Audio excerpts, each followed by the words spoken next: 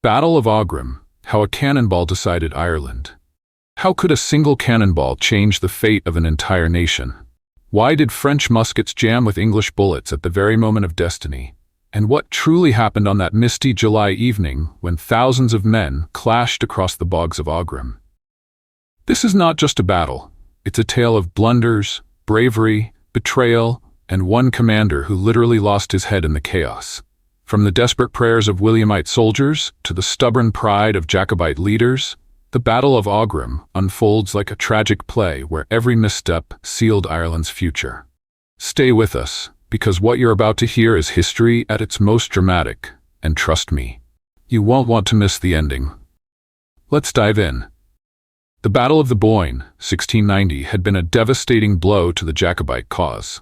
King James II, never mistaken for a military genius, fled Ireland just 3 days after William's victory, leaving his commanders to squabble like cats over a fishbone. Without James as a figurehead, the Jacobite high command was rudderless, debating surrender, while William himself marched triumphantly into Dublin on July 6. Meanwhile, the aging Tyrconnell shuffled into Limerick, where he convened a council of war. But surrender was not on the menu. Enter Patrick Sarsfield, the fiery young officer who led the pro-war faction. He argued that despite the Boyne and Dublin's loss, the Jacobites still had teeth. And indeed they proved it. The sieges of Athlone, July 1690, and Limerick, August 1690, were repulsed, stiffening Jacobite resolve. King William's victory at the Boyne was not the end of his headaches. Just a day before, the French Navy had humiliated the English fleet at Beachy Head, sinking 11 ships and sparking paranoia of invasion. As if that wasn't enough, the French also crushed alliance forces at Fleurus in the Spanish Netherlands. William, understandably, considered leaving Ireland to deal with these crises. But when the French invasion fizzled, he stayed, though his army was battered by weather, supply issues, and Jacobite resistance. The Jacobites weren't just sitting behind walls. In one of the war's most cinematic episodes, Sarsfield raided Ballyneedy, destroying William's siege train. Imagine the Williamites waking up to find their precious cannons reduced to scrap, like a chef discovering his knives stolen before a banquet. The siege dragged on dangerously close to the end of the campaigning season. William ordered new guns, blasted a breach, and launched an assault. But the Jacobites held firm. William lost 2,000 men to their 500. With bad weather closing in, William withdrew, departing Ireland on September 5, 1690. With William gone, command passed to the Count of Solms, who captured Cork and Kinsale before leaving in October. Leadership then fell to Goderic de Ginkle, a capable Dutch general. Meanwhile, Tyrconnell also sailed for France, leaving civil government to commissioners and military command to Berwick. In France, Tyrconnell was flattered with the empty title of Lord Lieutenant of Ireland, but the war party sent their own delegates, mocking him as better prepared to manage a treaty than to continue the war. By May 1691, French ships sailed up the Shannon to cheering crowds in Limerick. On board was Charles Chalmot, Marquis de Saint Ruth, a French general with flair, 146 officers, and 16,000 muskets. But plot twist, he brought no soldiers and no money. Still, his arrival electrified the Jacobites. Finally, a professional commander to lead them. Now pause for a sec. Join the front lines of history and power. We are a community. Go to the comment section, drop a comment on your favorite scene of the story. Also, hit that subscribe button and turn on notifications to never miss a moment of the action. European battle, where legends clash. When Charles Chalmot, Marquis de Saint Ruth, arrived in Ireland, the Jacobite war party cheered as though salvation itself had stepped off the French ship. To the faction led by Patrick Sarsfield, Saint Ruth was the answer to their prayers. A professional general, given sole discretion over military matters, and a man who carried himself with the confidence of someone who believed he could outwit the Williamites. But confidence is a dangerous thing. Meanwhile, Goderic de Ginkle, William's commander, was sharpening his blade for the 1691 campaign. His plan was simple but ruthless. First, capture Athlone, the gateway between East and West Ireland. Then, drive deeper into Jacobite territory, dismantling resistance town by town. By mid-April, troops and supplies gathered ominously at Mullingar. On May 30th, Ginkle himself marched out of Dublin, his army swelling like a storm cloud. By June, the Williamites descended on Athlone. The town was split by the Shannon River, east already in Williamite hands, west still Jacobite. For days, Ginkle's artillery battered the defenses until he ordered a three-pronged assault across the river. The Jacobite garrison of 1,500 men should have had St. Ruth's army backing them.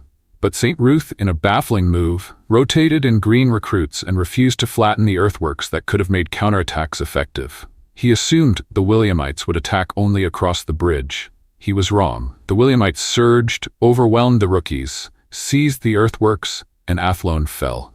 St. Ruth retreated to Ballinasloe, his reputation already tarnished. The loss of Athlone was catastrophic. Ireland's last refuge was now wide open. Even Sarsfield and Tyrconnell, usually at odds, agreed that St. Ruth's plan to face Ginkle head-on was suicidal. They argued for guerrilla warfare, harassing supply lines, buying time for French reinforcements. But St. Ruth, stunned by his blunders, was adamant he would fight a pitched battle. St. Ruth chose Kilcomaton Hill, south of Aughrim village, as his battlefield. It was a strong defensive position. Boggy ground and the Mellaghan River guarded the front. Hedgerows crisscrossed the slopes, perfect for musket ambushes. The road to Galway narrowed to a causeway where only 2 men could march abreast, overlooked by the ruins of Aughrim Castle. It was a natural fortress, or so it seemed. On the morning of July 12, 1691, a thick mist cloaked the battlefield. By noon, it lifted, revealing Jacobite outposts on the right wing. Ginkle sent Danish horse to clear them, sparking a skirmish that escalated as dragoons poured in from both sides. Sarsfield himself joined the fray, and though the Jacobites were eventually driven back across Adderbracel Bridge, they had the better of the action.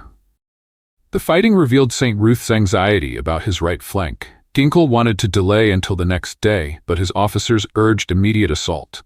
Their plan, Williamite left, Danish and Huguenot regiments, would bait the Jacobite right. Once St. Ruth shifted troops, the Williamite right would smash across the causeway and seize Aughrim Castle. Meanwhile, infantry and grenadiers would slog through the bog to hammer the Jacobite center. At 5 p.m., the Williamite left advanced, only to be shredded by Jacobite volleys. Meanwhile, 4 regiments waded waist-deep through the bog toward the Jacobite center. They raised muskets and satchels above their heads, easy targets for Jacobite sharpshooters firing from hedges and ditches.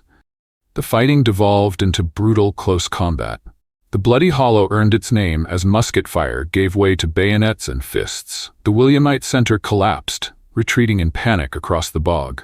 Jacobite cavalry surged forward, cutting them down even on the far side. For St. Ruth, this was vindication.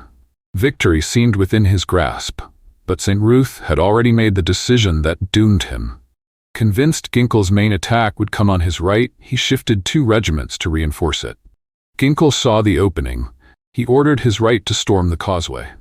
Colonel Francis Compton led the charge, galloping into a hail of musket fire from Colonel Walter Bourke's Jacobite garrison in Aughrim Castle. Horses and men piled up in grisly heaps. A second charge met the same fate. The causeway was a killing ground. Yet Ginkle pressed on. By the time the Williamites braced for a third assault across the causeway, many of them must have been whispering prayers under their breath. And lo, deliverance came. Not from heaven, but from the Jacobites' own logistical blunder. The Jacobites had fought valiantly, halting the first 2 waves. But their muskets were French, their bullets English, and the 2 were about as compatible as a square peg in a round hole. With ammunition spent and no way to reload, their hearts must have dropped faster than a cannonball. Cue the third wave. Williamite cavalry thundered across the causeway unchecked, followed by infantry who stormed Aughrim Castle. What followed was a grisly slaughter, 3/4 of the Jacobite defenders cut down by musket fire and sabers. Watching his left flank collapse, St. Ruth rode to reinforce, perhaps imagining himself the hero who would turn the tide. But fate had other plans. Through the smoke and chaos, a Williamite artilleryman spotted a cluster of horsemen. "Aim there," he urged. The cannon fired and history was made in an instant. The ball struck true, taking St. Ruth's head clean off. Though his officers tried to conceal the disaster, word spread like wildfire. The Jacobite cavalry, leaderless and shaken, began to withdraw. Henry Luttrell, sensing doom, simply pulled his horsemen off the field. With St. Ruth gone, the Jacobite center was exposed. Williamite cavalry surged through the gap, shredding the confused ranks. By 8 p.m., the battle was effectively won. But victory was not enough. Vengeance followed. Williamite horsemen pursued fleeing Jacobite foot soldiers toward La Frie, cutting down thousands in a merciless chase. Only the onset of darkness spared more lives, as night finally cloaked the survivors. The Battle of Aughrim was the decisive clash of the Williamite War in Ireland. Galway surrendered soon after. Patrick Sarsfield held out in Limerick until October, but eventually signed the Treaty of Limerick, ending the war.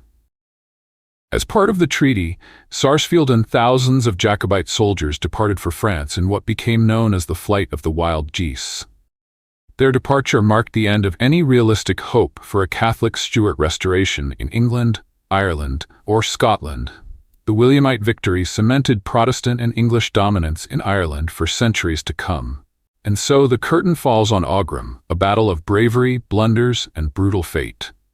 But the story doesn't end here. Next up, the Siege of Limerick, where Sarsfield makes his last stand. Don't forget to follow us, subscribe, and click the notification button so you'll be the first to know when we drop more intriguing stories from history's most dramatic chapters.